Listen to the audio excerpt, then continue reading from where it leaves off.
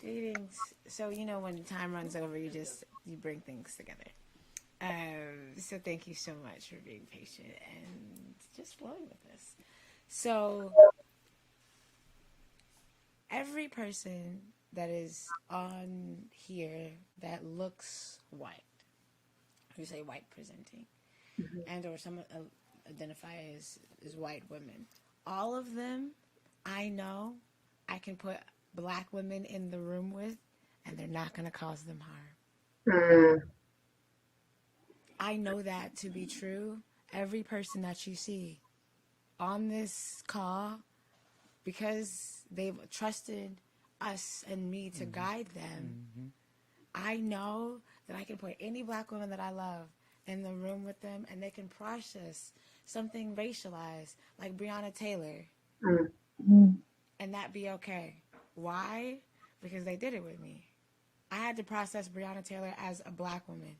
And these beautiful beings, as what the world calls white women, they allowed themselves to be present with me with love, not the construct of being a white woman, but just love. And so Martha Lynn and Carolyn have been utilizing their privilege to help me train, to do this work in different places, to help me just heal in general, because talking with them helps me.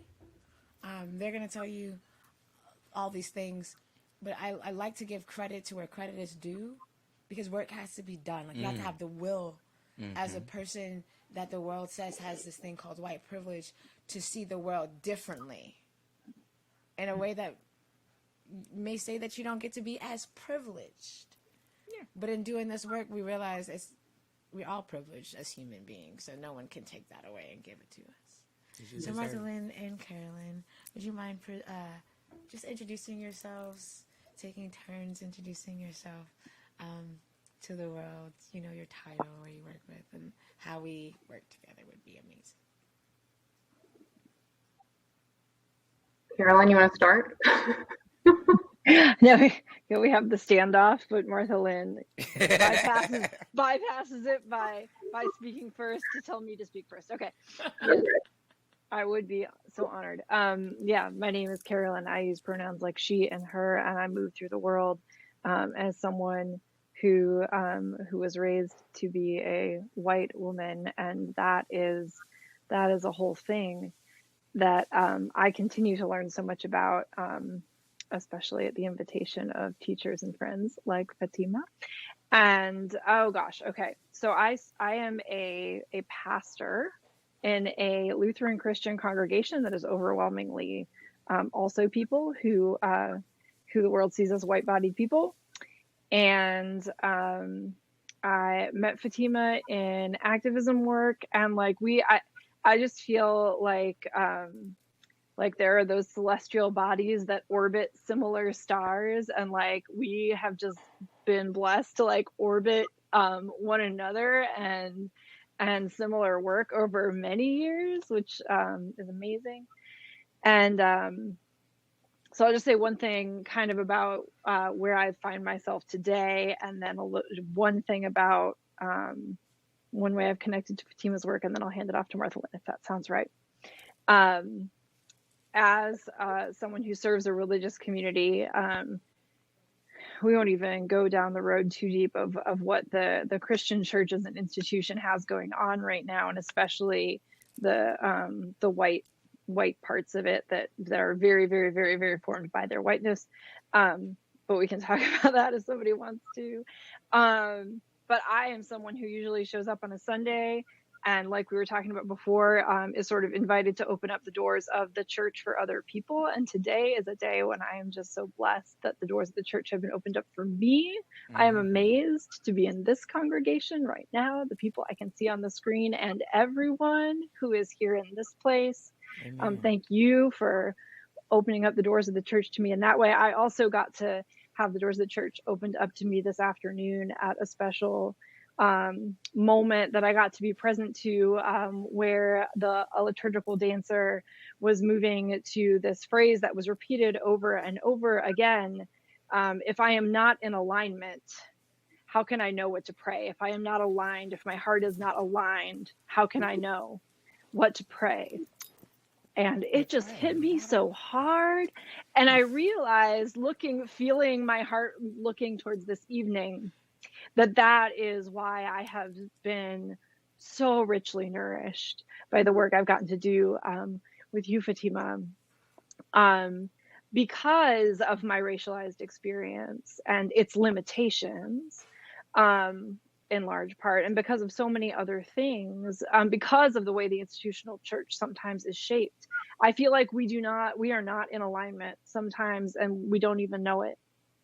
And so the work that I've gotten to do with Fatima, and other folks on this call and all kinds of things, and I haven't gotten to work with Brandis yet, but I want Baby, to. hold on, I'm coming for you.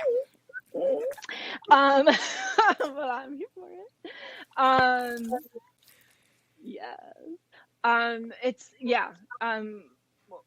This has been the work. This healing work is finding alignment within ourselves, so that we can know what to pray and how to move, how to be in line with each other and with the divine. And so for me, that has been being part of the co-conspirators for social equity cohort that our friend Chelsea, who was on the call earlier, and Martha Lynn have both been a part of, and to be one of the groups that has done leveraging white privilege work as a group, particularly specifically as a group within the congregation where I serve right now, which was a remarkable opportunity through some grant funds that helped us come together with Fatima and spend over a year meeting regularly, and just having this lens of this work being healing work, which I feel like gave that access point of grounding this work in love, so that people's sense of defensiveness and fear could be softened into a place of healing and connection. So that's what I'll say to start, because I want to hear what Martha Lynn has to say and what else is going to come up too. Thank you. Thank you, Carolyn. My name is Martha Lynn Kuhn. I direct a project called the 787 Collective, and in that work, I've been able to work with both Fatima and Carolyn. We work as a collective. I work with about 27 different congregations who are particularly committed to young adult engagement in congregational life. And I've realized as I've been doing that work, how many of the questions that love and healing work asks and addresses in their work are so crucial to any person being able to grow, certainly any congregation being able to grow, any organization being able to grow. And doing this work has just been such a privilege and an invitation to healing in my own life. And so I've had so much gratitude for that. I am a writer and a mother, and I have worked largely in the nonprofit world most of my life, particularly in the spiritual and religious space the last 12 to 13 years. And I was able to be part of the co-conspirators for equity group, and also worked through leveraging white privilege, and have also utilized just some, like, individual coaching and consulting services as well.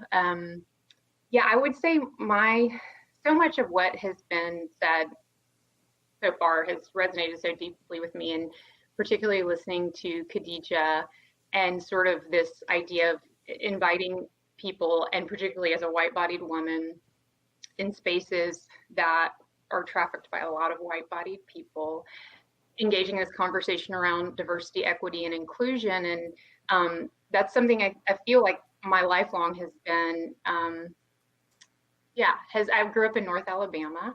So it's been something that has been I mean, what can I say? Like, I want to say like a commitment of mine. And I think it has. I think it has, but I think it has been a commitment on the head level. And working with Fatima, working through leveraging white privilege was the first time I really felt like it started to make sense to me, because it invited me to work on the heart level and bring my whole body. And as I bring my whole body, learn to respect and love everybody. And that has been so essential. And just as a leader and a facilitator, I can say there was this moment of like just deep invitation for me when we were actually, I think Carolyn was on a call, and with us, we were in a group call from our project. And it was after George Floyd's murder, and there was a woman of color, a black bodied woman on the call who was just in so much pain. And like I knew enough to know what I didn't know. So I feel like the group was there able to hold this person in just in silence and love and intention. And then Fatima was on the call and saw what I didn't know and was like, I've got this. let me do this because I have the words to say. And it was just in that moment that I was so aware of how much more work I had to do, and was so grateful to have the invitation to go deeper and further in the work. And also just how, if for any of us that claim to be human loving, I was like, I don't have the tools, and I want to serve every person I work with. And this is the way. This is the way for me, like, to do something where love is the leading consciousness, as I've heard Fatima say many times. And so, yeah, in that sense, people are called into the work and accompanied, and then met with accountability, which is such an exciting thing for me about the work of love and healing work. I mean, the services that you offer is that it's so person-centered, and there is that journey component where people are accompanied. And yeah, and I'm just grateful to have we're not here by ourselves. None of us, right? Right. Yeah. Right. So, yeah, thank you. Thank you for all the things I've heard and learned tonight already, and just for being part of this community and being loved and led by love. And yeah, thanks. Thank you. Thank you. Thank you. Thank you so much. We're working on this. By our next one, she'll be looking down less, and then by the next one, she'll be looking down less. But see, I gotta plug the thing up because I'm trying to see the faces, and it's saying 10% battery. It's making my nerves bad. So I'm trying to pay attention. Yeah, I don't know what's happening, but we are listening on a phone, and she's plugging up that phone so we can hear you all, because we have it. Yeah, because we can have that reverb. All right, so thank you both for just coming. Yes. So, closing out, why would you say other people should experience the work of loving, healing work? What's one, like, in closing out thing, why do you think people should experience love and healing? I would say because it's about collective liberation. And I think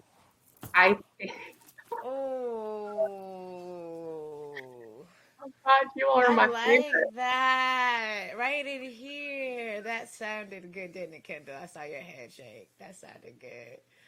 That felt good. Ooh, that in my body. Okay. All right. You're saying, collective liberation. So that's it. That's what I would say, Carol. Yeah. Well, yeah, I think what I was thinking is like that, in that I think for me,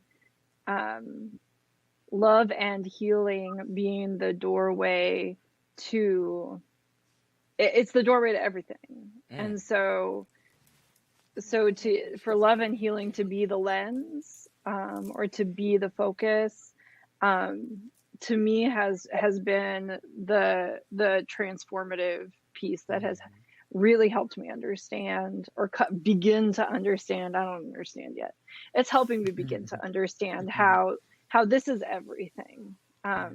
There is no part of any of our lives that isn't touched by this, that this isn't part of. Sure. And I think when you walk into it through the door of love and healing, that's when that starts to become apparent. Yeah, awesome. I heard collective liberation is the door to everything. Yeah. I heard love and healing is the door to collective liberation. That's what I heard. I like the way you say things. Thank you. Why she's here, you know. Thank you both. Thank you. Oh my goodness. Thank you both. you. Good to hug you. Love you too. Have a blessed evening. You too.